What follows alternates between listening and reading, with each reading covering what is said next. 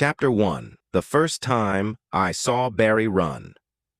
It wasn't just football, it was meditation. The first time I saw Barry Sanders run, I didn't just witness greatness, I felt it.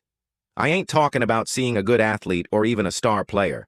I'm talking about something different, something spiritual. Watching Barry run the football was like staring at a miracle in motion. Like watching someone bend the laws of nature without even trying. He didn't just avoid tackles. He disappeared from them. 1 minute, defenders had the angle, the leverage, the play locked. And the next minute, Barry was 20 yards downfield, untouched, breaking ankles and breaking hearts. I remember sitting there, eyes locked to the screen, body still, but my soul was dancing. Every cut he made sent chills through me. Every spin move, every bounce to the outside, every stop and start. It all felt like he was performing a magic trick just for me. He didn't celebrate, didn't talk trash, didn't act like a showman. But somehow he was the most entertaining show I'd ever seen. All grace, all poise, all precision, just smooth, like silk, running across the gridiron. I didn't know football could be like that. I didn't know a game known for violence and brute force could also be beautiful. But Barry made it beautiful. He made it feel like art, like jazz, like poetry. And that's when I knew this wasn't just another player I was watching. This was the one that would stay with me forever, not just in my memory, but in my heart.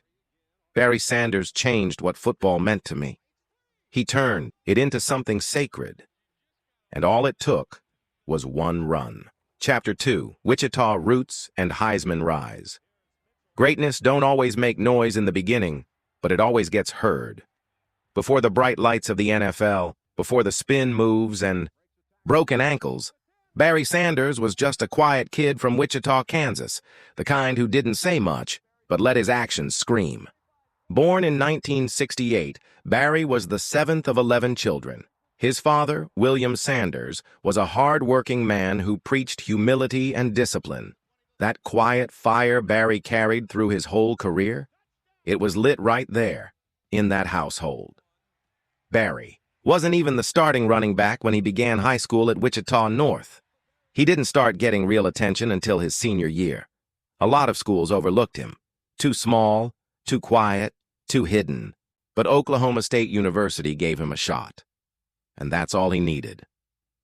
At Oklahoma State, Barry sat behind another future NFL back, Thurman Thomas, for 2 seasons. Most players would have transferred, chased the spotlight, made noise. Not Barry. He waited. He worked. And when Thurman went to the league, Barry stepped in and gave the world a season that still don't even seem real. Day 8. Barry Sanders didn't just win the Heisman. He snatched it out of the air and left no doubt. 628 rushing yards, 37 touchdowns all in just 11 games. Bowl stat. Didn't count back then. That season was like watching a video game glitch in real life. He didn't just dominate, he dismantled defenses. The numbers were so crazy, people thought they were typos. He broke 34 NCAA records in 1 season. That ain't normal. That's divine. But even after all that, Barry stayed true to himself.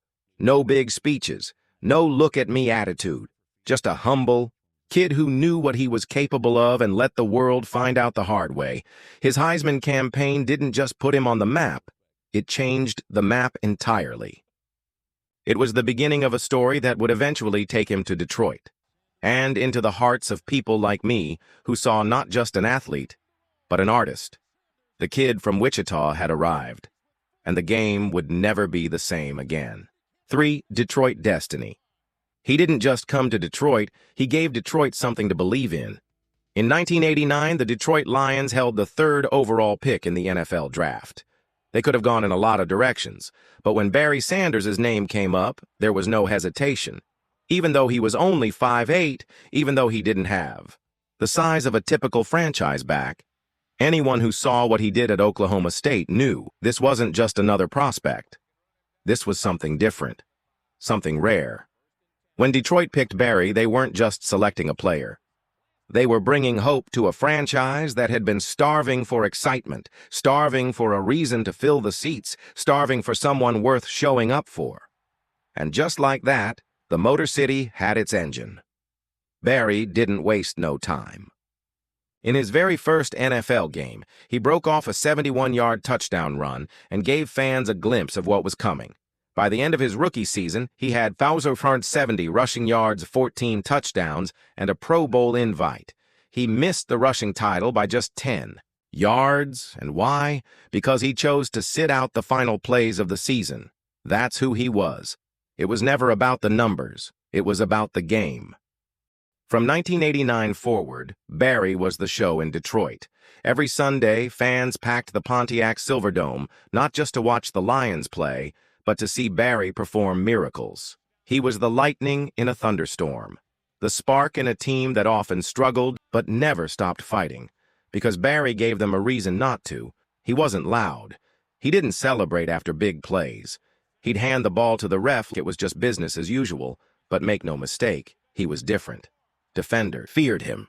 Coaches couldn't prepare for him, and fans adored him. In a league full of trash talkers and showboaters, Barry stood out by doing less and still being more. He became the face of Detroit football. Not because he wanted to be, but because he earned it. And the thing is, Detroit didn't have much else. No consistent quarterbacks, no dominant lines, no legendary coaches. But they had Arbor 20. And that was enough to make Lions football worth watching. Barry didn't just wear the jersey, he carried the weight of the city on his back. And he made it look effortless. Chapter 4. Style like no other.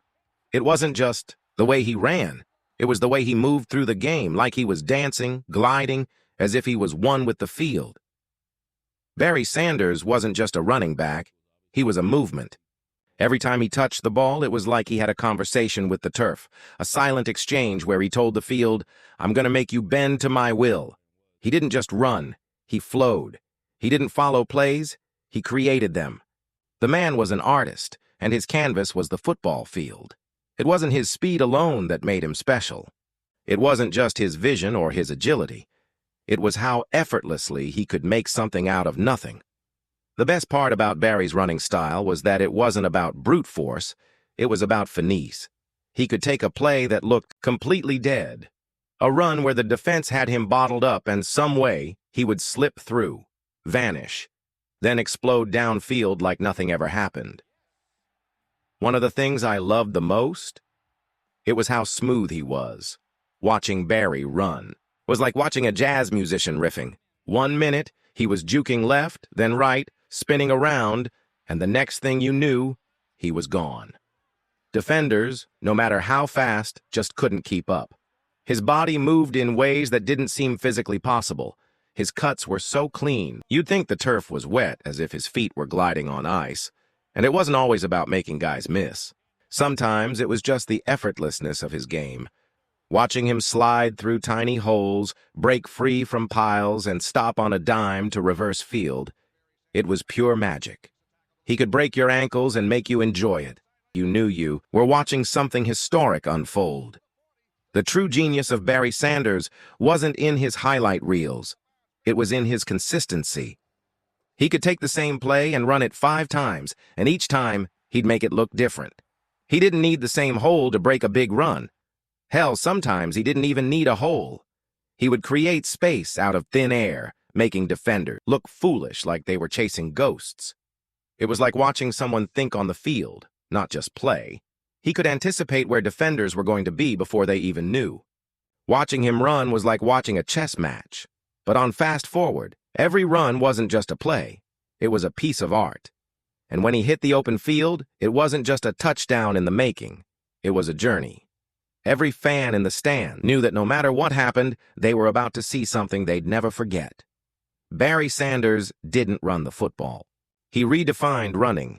He made it something sacred, something beautiful. It was more than football. It was an experience. Chapter 5. Loyalty over legacy. Barry didn't play for a ring. He played for something bigger than a trophy. He played for respect.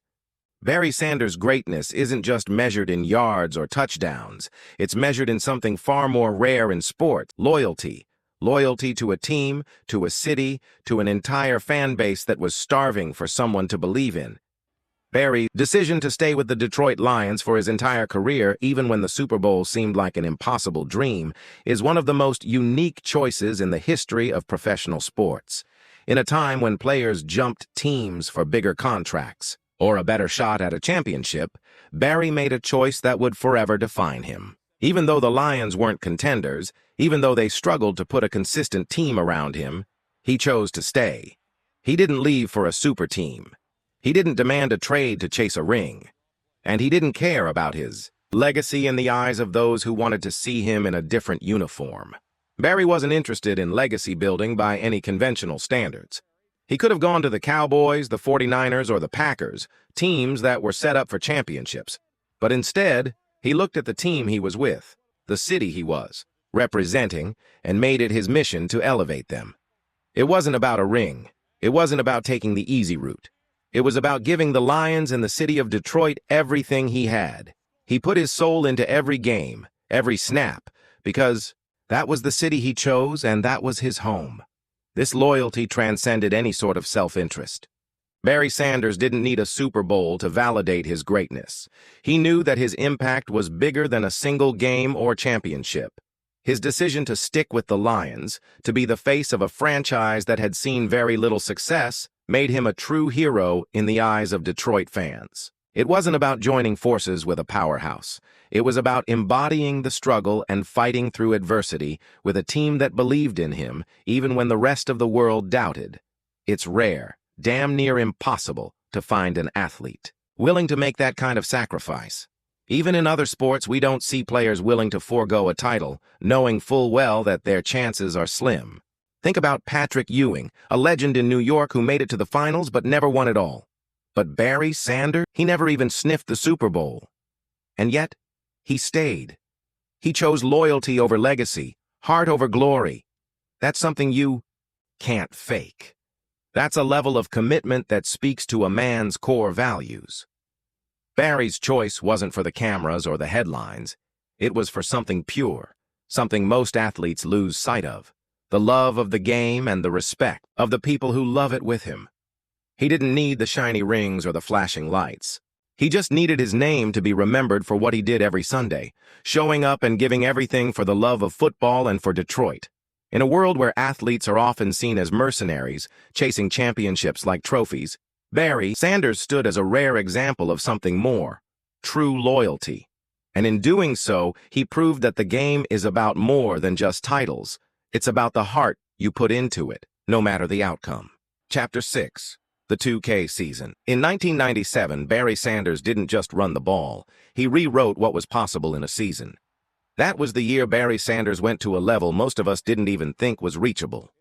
A year that proved beyond any doubt that greatness wasn't just about numbers. It was about transcending the game itself. A year where Barry, playing for the Detroit Lions, ran for over 2,000 yards. But it wasn't just any 2,000-yard season. This was a season that still leaves people speechless, even decades later. At first, it looked like it wouldn't even be his year.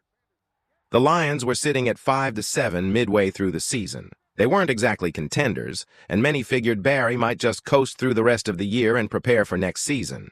But Barry wasn't built like that. He wasn't about the easy road.